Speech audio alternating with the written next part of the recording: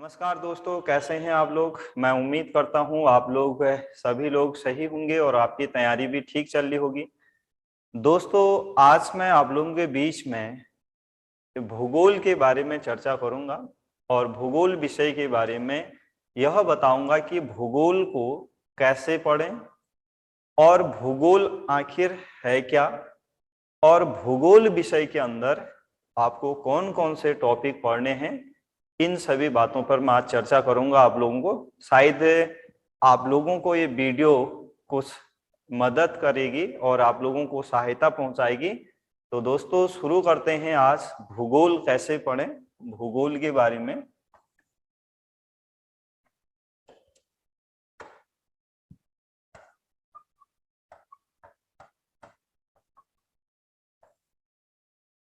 भूगोल, ज्योग्राफी। सबसे पहला प्रश्न यही उठता है कि भूगोल क्या है और भूगोल के अंदर क्या पढ़ें। तो पहला प्रश्न ये है कि भूगोल क्या है, भूगोल क्या है, भूगोल क्या है। और दूसरा प्रश्न यह उठता है कि भूगोल के अंदर क्या पढ़ना है और क्या नहीं पढ़ना है। भूगोल के अंदर, भूगोल के अंदर या भूगोल में, भूगोल में क्या पढ़ना है, क्या पढ़ना है, भूगोल में क्या पढ़ना है। तो दोस्तों, आज मैं इस वीडियोज के माध्यम से आपको बताऊंगा कि भूगोल के अंदर क्या पढ़ना है और भूगोल क्या है। तो पहली बात तो यही समझने की कोशिश करते हैं कि भूगोल क्या है, भूगोल क्या है। जब मन में एक प्रश्न आता है कि भूगोल क्या है, तो भूगोल एक अवलोकनात्मक विज्ञान है। भूगोल एक अवलोकनात्मक, भूगोल एक अवलोकनात्मक विज्ञान है। भूगोल एक अवलोकनात्मक विज्ञान है।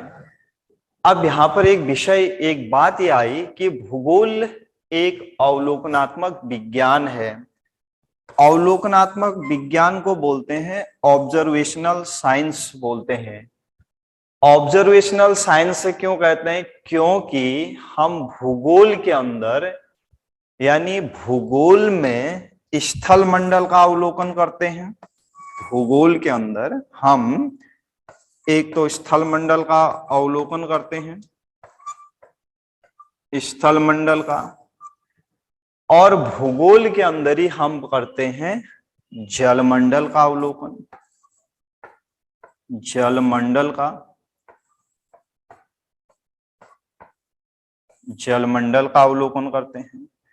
और भूगोल के अंदर ही हम वायुमंडल का अवलोकन करते हैं, वायुमंडल का अवलोकन करते हैं।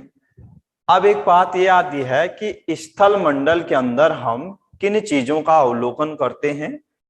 यदि स्थल मंडल के अंदर की अगर बात करूं, तो स्थल मंडल के अंदर हम पर्वतों का अवलोकन करते हैं, पठारों का अवलोकन करते हैं, मैदानों का अवलोकन करते हैं और अन्य क्षेत्रों का।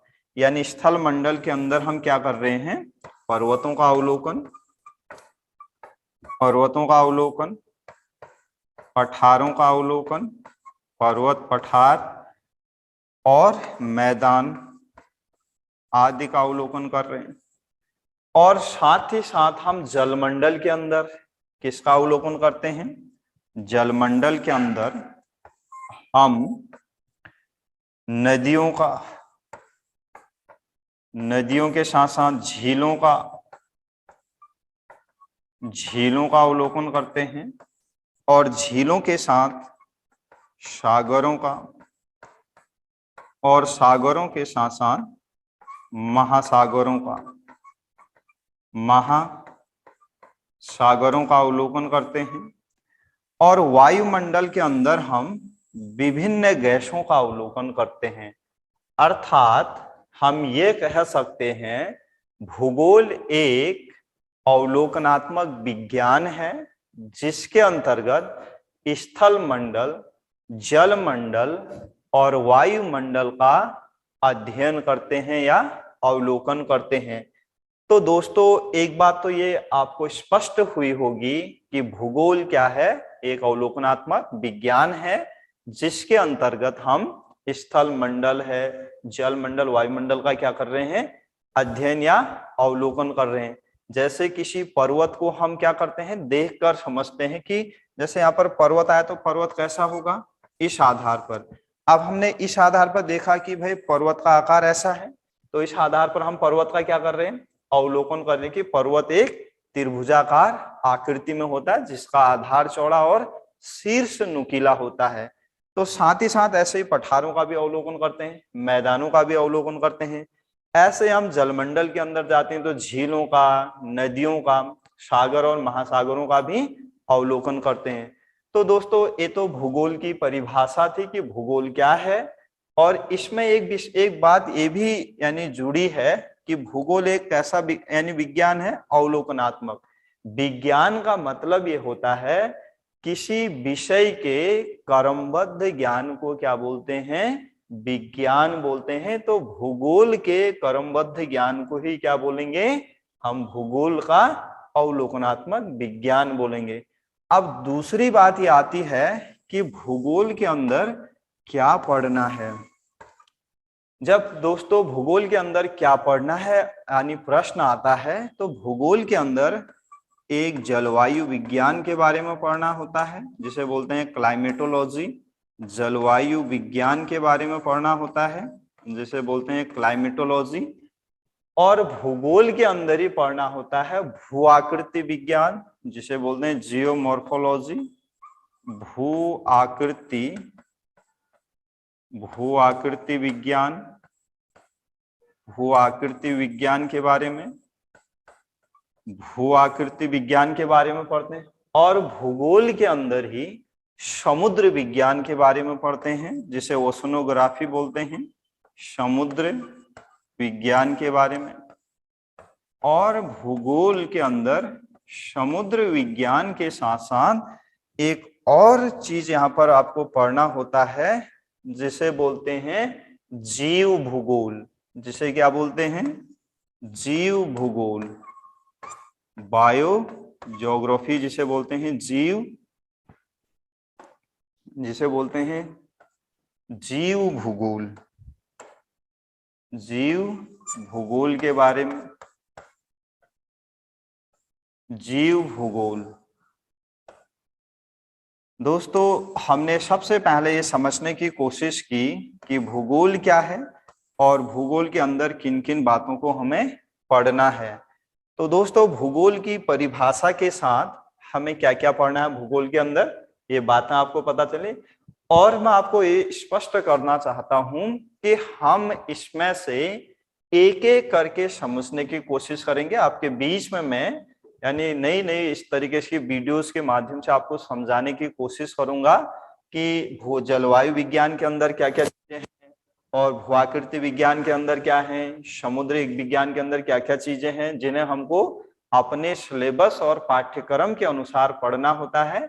इनमें वही बात हमको पढ़नी होगी जो हमारे सिलेबस के साथ जुड़ी हुई है और जिनका संबंध हमारे पाठ्यक्रम से है। इन चारों के बारे में हमें उसी सिलेबस को ध्यान में रखते हुए, चाहे आप संघ लोक सेवा आयोग की तैयारी कर रहे हो यूपीएससी की, चाहे आप किसी स्टेट पीएससी की पब्लिक सर्विस कमीशन की तैयारी कर रहे हो, उस पाठ्यक्रम को ध्यान में रखते हुए ही मैं आप लोगों को जनरल स्टडी की इस वीडियोज के माध्यम से जनरल स्टडी को कैसे पढ़ना है उसके बारे में आपके बीच में यानी इस वीडियो को लेके आया हूं। और कभी फिर से मैं भूगोल एक वैकल्पिक विषय कैसे पढ़ना है और भूगोल वैकल्पिक विषय में क्या क्या पढ़ना है उसके बारे में भी चर्चा करूंगा। तो दोस्तों आज हम जलवायु विज्ञान एक टॉपिक को लेते हैं और इसमें पढ़ते हैं जलवायु विज्ञान के बारे में। दोस्तों जलवायु विज्ञान जब हम पढ़ते हैं तो जलवायु विज्ञान के अंदर हमें पढ़ना होता है वायुमंडल के बारे में, वायुमंडल मंडल के बारे में, या हम जलवायु मंडल कहें या फिर वायुमंडल के अंदर की बातें समझें, तो सबसे पहली बात यही आती है कि वायु क्या है।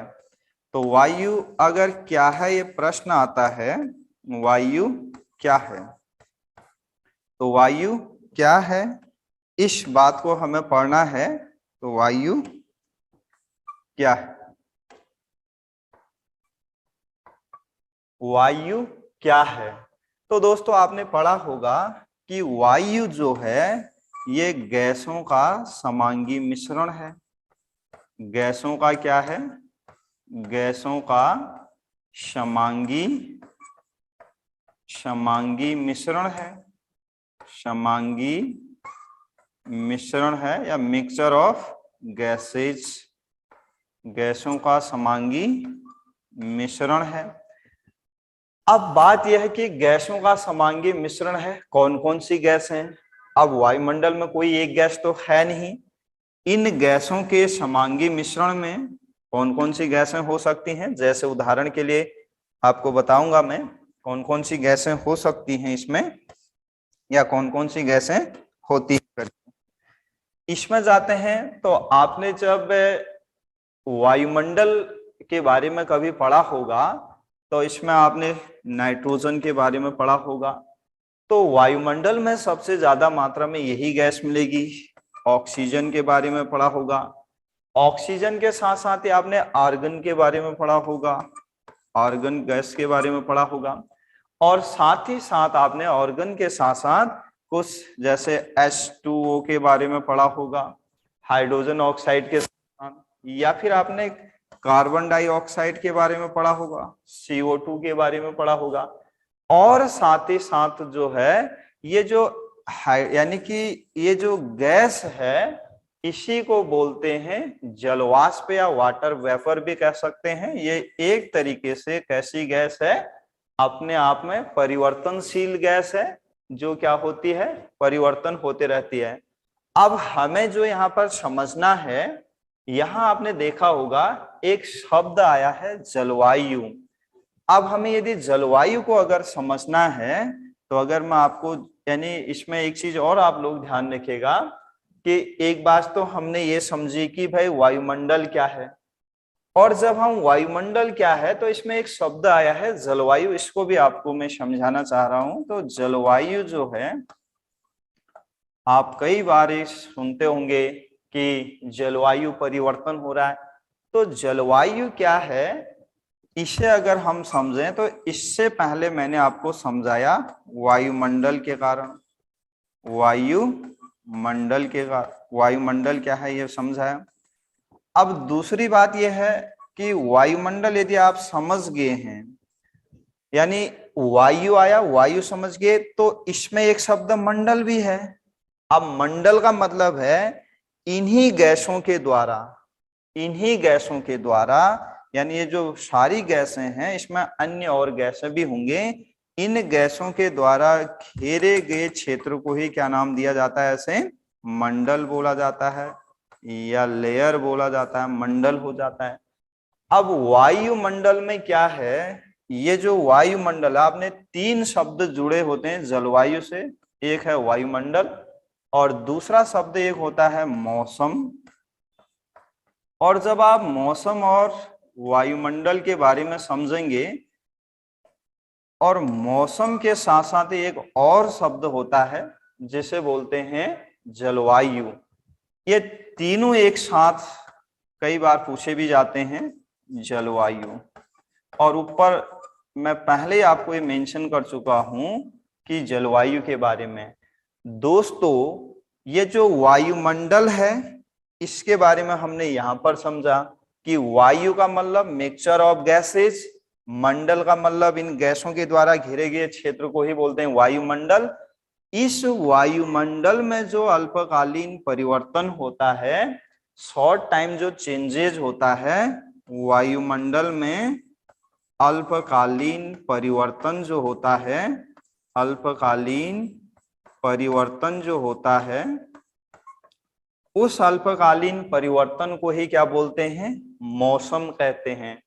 दोस्तों ये मौसम जो है सीमित क्षेत्र में होता है। कैसे क्षेत्र में होता है? सीमित क्षेत्र में होता है। सीमित क्षेत्र में होता है, विस्तृत क्षेत्र में नहीं होता है।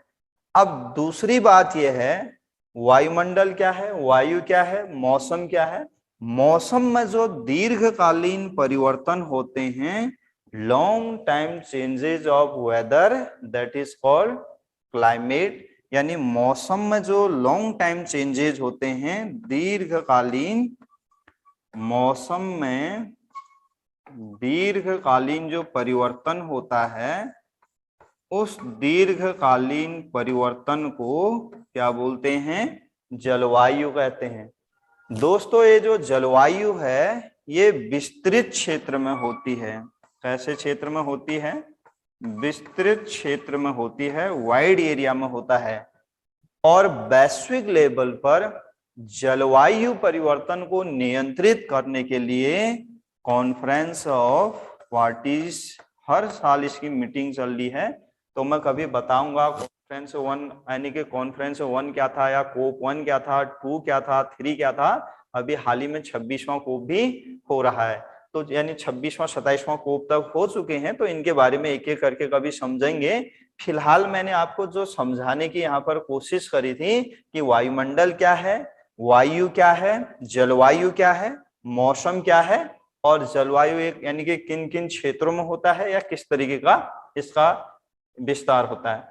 अब दोस्तों यहाँ पर एक चीज हमें यह समझना है कि वायु हम समझ गए, वायु क्या है, मंडल क्या है, जलवायु क्या है, यानी ये सब समझे। यानी वायुमंडल, वायु का मतलब मिक्सचर ऑफ गैसेज, मंडल का मतलब गैसों के द्वारा घेरे गए क्षेत्र को मंडल बोलते हैं। इसमें कुछ गैसें कैसे होती हैं? स्थायी गैसें होती हैं, और कुछ गैसें कैसे होती हैं? परिवर्तनशील होती हैं। स्थायी गैस कहने का मतलब आपने देखा होगा जैसे 78% नाइट्रोजन है। आपने देखा होगा विश्व में हर जगह आपको नाइट्रोजन समान मात्रा में मिलेगा। ऑक्सीजन देख लेना 21% है। बाकी जो रेस्ट गैसेज हैं जो बचे हैं, यानी जो बचा हुआ परसेंटेज आप बचा है, उस बाकी परसेंट में या 1% में रेस्ट सारी गैसेज हैं। यानी इसको अगर हम देखें तो वायुमंडल में अगर अल्पकालिक परिवर्तन कहें तो मौसम सीमित क्षेत्र में होता है, और मौसम में दीर्घकालीन परिवर्तन को जलवायु, और जलवायु को नियंत्रित करने के लिए वैश्विक लेवल पर कॉन्फ्रेंस ऑफ पार्टीज की जा रही है।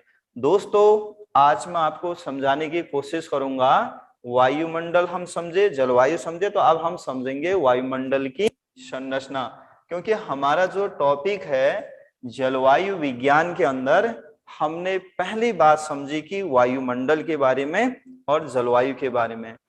और हमें जलवायु विज्ञान के अंदर जो टॉपिक पढ़ने हैं ये 4-5 टॉपिक होते हैं।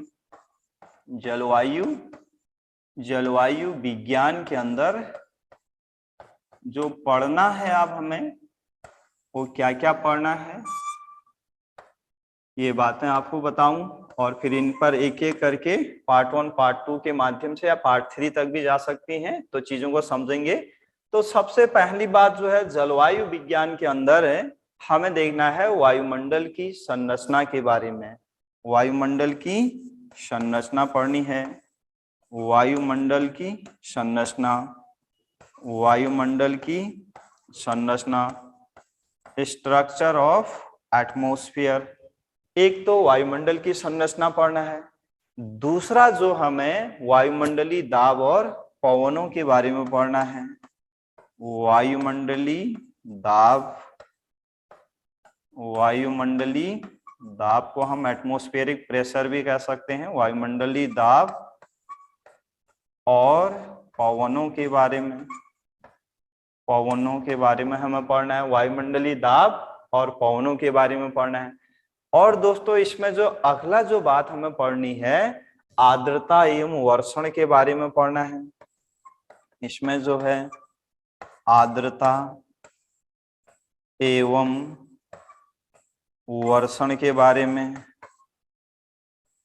इसको आप कह सकते हैं ह्यूमिडिटी एंड प्रिसिपिटेशन, कि कहां पर कैसी वर्षा होती है और आर्द्रता का इससे क्या संबंध है। जब हम इतनी बातें समझ जाएंगे तब हमको इसमें एक टॉपिक और पढ़ना होगा। उस टॉपिक में हम पढ़ेंगे चक्रवात के बारे में, साइक्लोन के बारे में, चक्रवात के बारे में पढ़ेंगे, साइक्लोन आप इसे कह सकते हैं। तो दोस्तों जलवायु विज्ञान के अंदर ये 4 टॉपिकों के अलावा कुछ अन्य बातें भी हम फिर देखेंगे। फिलहाल मेजर जो इसमें पोर्शन है, ये 4 बातें मुख्य हैं। ये 4 टॉपिक इसके अंदर जलवायु विज्ञान के अंदर मुख्य बातें होती हैं। दोस्तों हम समझने की कोशिश करते हैं स्ट्रक्चर ऑफ एटमॉस्फेयर या वायुमंडल की संरचना। जैसा मैंने पहले आपको बताया कि वायु क्या है, मंडल क्या है और जलवायु क्या है, मौसम क्या है, इन छोटी छोटी बातों को हम समझ गए। अब हमें पढ़ना है स्ट्रक्चर, यानी कि इसका संरचना किस तरीके से है। अगर हम वायुमंडल की संरचना को देखें तो इसके लिए एक छोटा सा डायग्राम के माध्यम से हम समझने की इसको कोशिश करेंगे। तो वायुमंडलीय संरचना का अगर हम बात करें, इस तरीके से आप एक डायग्राम के माध्यम से इसे समझ सकते हैं। तो इसके जो सबसे वायुमंडल की जो निचली परत होती है, इस परत को बोलते हैं क्षोभ मंडल या ट्रोपोस्फियर। इसको क्या बोलते हैं? क्षोभ मंडल, क्षोभ मंडल बोलते हैं, या आप इसको कह सकते हैं ट्रोपोस्फियर।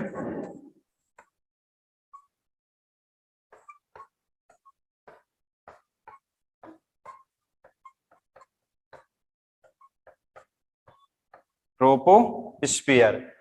और साथ ही साथ इसके बाद जो इसकी एक ऊपर वाली दूसरी लेयर होती है ट्रोपोस्फियर, क्षोभ मंडल के बाद, उसको बोलते हैं समताप मंडल। क्या बोलते हैं? समताप, समताप मंडल, समताप मंडल। ये जो समताप मंडल है इसको बोलते हैं, यानी क्षोभ मंडल की जो ऊपर वाली परत है इसको बोलते हैं स्ट्रेटोस्फियर।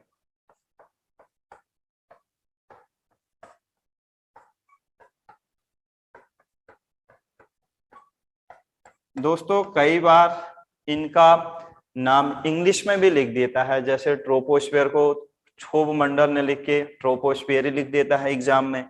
कई बार स्ट्रेटोस्फियर को समताप मंडल ने लिख करके स्ट्रेटोस्फियर ही लिख देता है।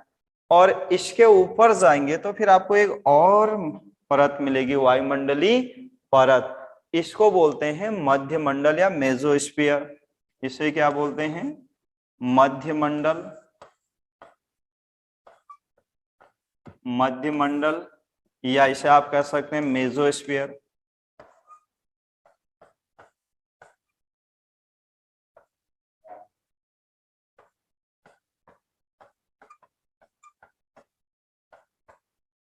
इसको मेसोस्फियर कहते हैं।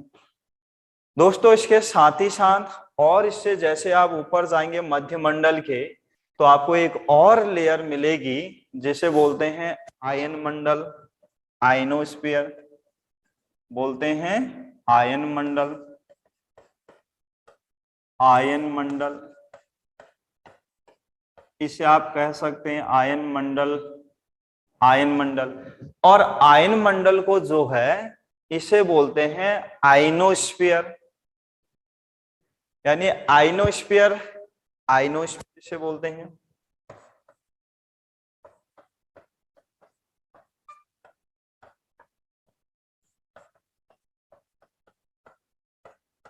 आयनोस्फियर। और जैसे आयनोस्फियर के बाद और आप उत्तर की ओर जाएंगे या बाहर यानी कि वायुमंडल के ऊपरी परतों की ओर जाएंगे तो उसे बोलते हैं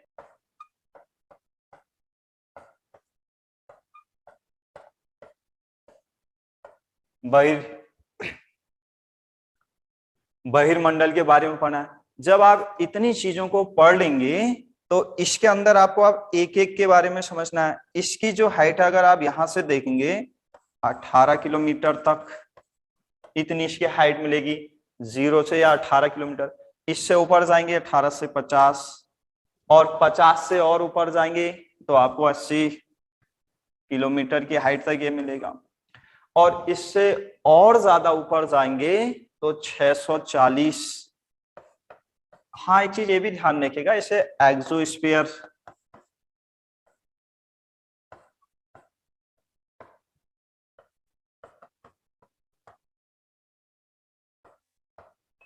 एक्सोस्फीयर बोलते हैं। इसे क्या बोलते हैं? एक्सोस्फीयर। तो दोस्तों आपको ये बातें ध्यान रखनी है, इसमें क्या क्या चीजें हैं। सबसे नीचे क्षोभ मंडल, उसके ऊपर समताप मंडल, उसके ऊपर मध्य मंडल, और मध्य मंडल के साथ साथ ही आयन मंडल, और उसके बाद बहिर्मंडल के बारे में। अब आपको क्या करना है, एक एक करके देखना है इसके बारे में। तो सबसे जो यानी पृथ्वी में जब एटमॉस्फेयर में जाते हैं तो वायुमंडल की जो सबसे निचली परत होती है उस परत को ही बोलते हैं क्षोभ मंडल या ट्रोपोस्फियर।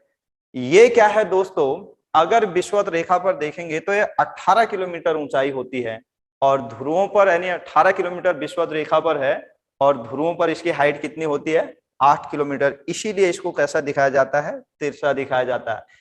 यहाँ पर क्या होता है, जितने भी वायु मौसमी घटनाएं होंगी वो सारी मौसमी घटनाएं कहाँ होंगी?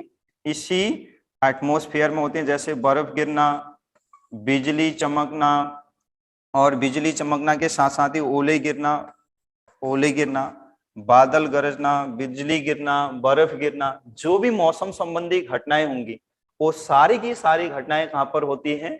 क्षोभ मंडल में होती हैं। क्षोभ मंडल और समताप मंडल के बीच में एक सीमा होती है, इस सीमा को कहते हैं क्षोभ सीमा। क्या बोलते हैं? क्षोभ सीमा। दोस्तों ये जो क्षोभ सीमा होती है, इस क्षोभ सीमा में क्या है कि जो पश्चिम से चलने वाली जो जेट पवन होती हैं इसी के पास में चलती हैं। क्षोभ सीमा के पास में तीव्र गति से चलने वाली जो पवनें होती हैं उनको क्या बोलते हैं? जेट स्ट्रीम बोलते हैं। पढ़ेंगे हम, क्योंकि टॉपिक पूरा ये एटमॉस्फेयर वाला ही है। और इसमें एक चीज ये भी ध्यान रखना है कि यहाँ पर जो है तेज गति से चलने वाली पवनें भी है।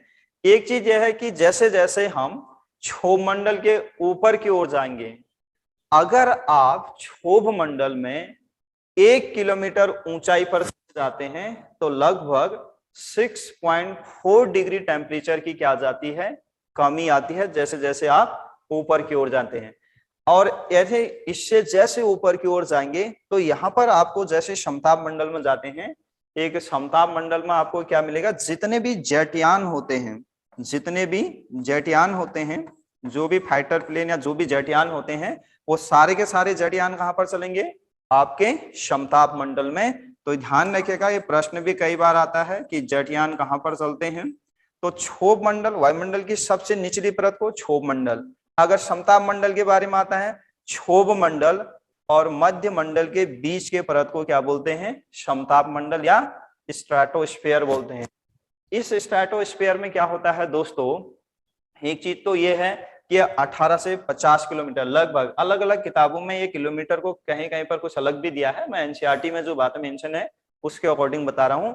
18 से 50 किलोमीटर की ऊंचाई वाले क्षेत्र में या बीच वाले क्षेत्र में आपको क्या मिलेगा? समताप मंडल मिलेगा।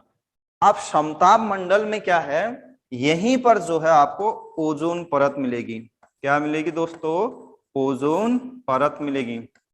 ये जो ओजोन परत होती है, सूर्य से जो हमें प्रकाश मिलता है उस समय क्या होते हैं, कुछ अल्ट्रावायलेट रेज भी आते हैं, यूवी किरणें बोलते हैं जिनको, वो हमारे स्वास्थ्य के लिए क्या होते हैं? नुकसानदायक होते हैं।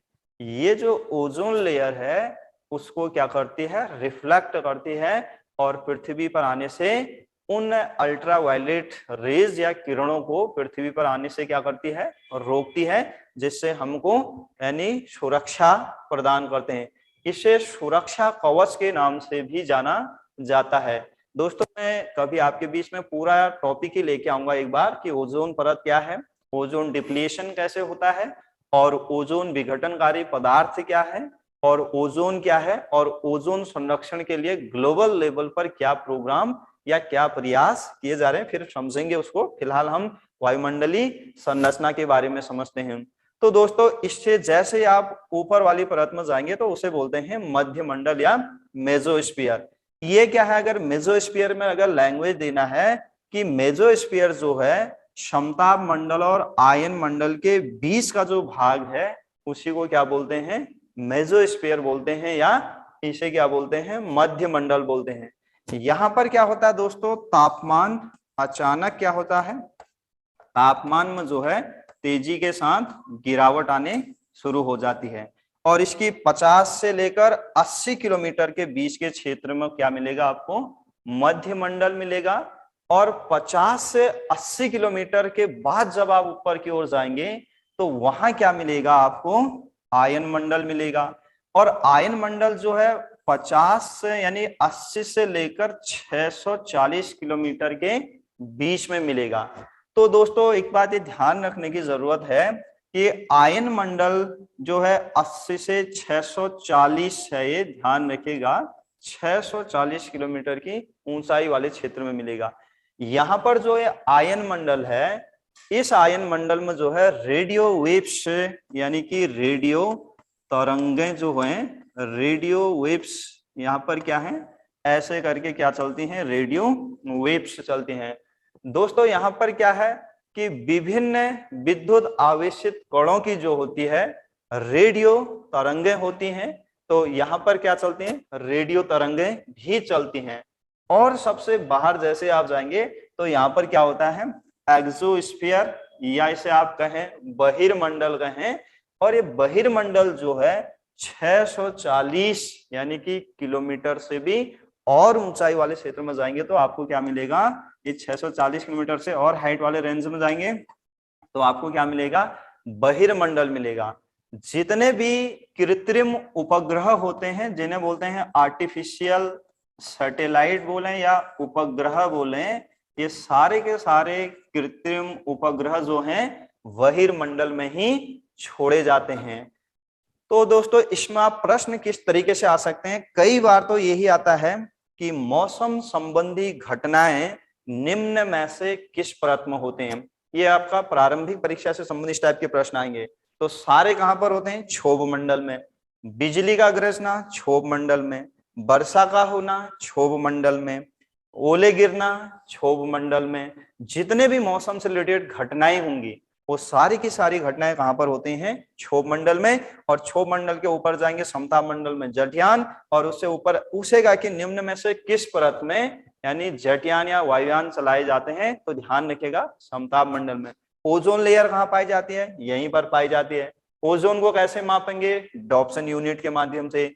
उसके ऊपर जाएंगे तो मध्य मंडल मिलेगा 50 से 80 किलोमीटर के बीच में। तो यहाँ पर क्या होता है, तापमान एकाएक गिरने लग जाता है। और इससे ऊपर जाएंगे तो आपको आयन मंडल, फिर मिलेगा बहिर्मंडल, यहाँ पर आपको कृत्रिम उपग्रह मिलेंगे बहिर्मंडल में, और आयन मंडल में रेडियो से। प्रश्न ये आया है पिछली बार, कई बार अन्य जैसे संघ लोक सेवा आयोग के पहले भी पूछ चुका है, और उत्तराखंड पीसीएस में भी एक बार प्रश्न पूछा है कि वायुमंडल किसे कहते हैं, वायुमंडलीय परतों का विस्तार से वर्णन कीजिएगा। इस टाइप के प्रश्न मुख्य परीक्षा में आएंगे। और कभी कभी क्या है, क्षोभ मंडल के बारे में भी आपसे पूछ सकता है, इसका वर्णन कीजिए। क्षोभ सीमा के बारे में पूछ सकता है, समताप मंडल के बारे में। कई बार तो ये पूछ लेता है कि इन यानी कि समताप मंडल जो है स्ट्रेटोस्फीयर है वो किन दो वायुमंडलीय परतों के बीच में है। कई बार मध्य मंडल के बारे में। तो दोस्तों इनका क्या है, आपको क्रम याद होगा तो आप आसानी से इसको क्या कर सकते हैं, याद रख सकते हैं। तो दोस्तों आज की वीडियो में मैं आपको इतना ही बताऊंगा। नेक्स्ट टाइम फिर जो दूसरी हमारी वीडियो होगी उस वीडियोज के माध्यम से, पार्ट 2 के माध्यम से मैं आपको और ज्यादा आपको समझाने की कोशिश करूंगा। मैं उम्मीद करता हूँ ये वीडियो से आपको कुछ पढ़ने में मदद होगी। अगर आपको ये अच्छा लगेगा तो आप इसको लाइक और सब्सक्राइब और शेयर कर सकते हैं, अच्छा लगे तो। और अगली वीडियो में जल्दी ही आपके बीच में फिर से आऊंगा। तब तक के लिए नमस्कार, धन्यवाद।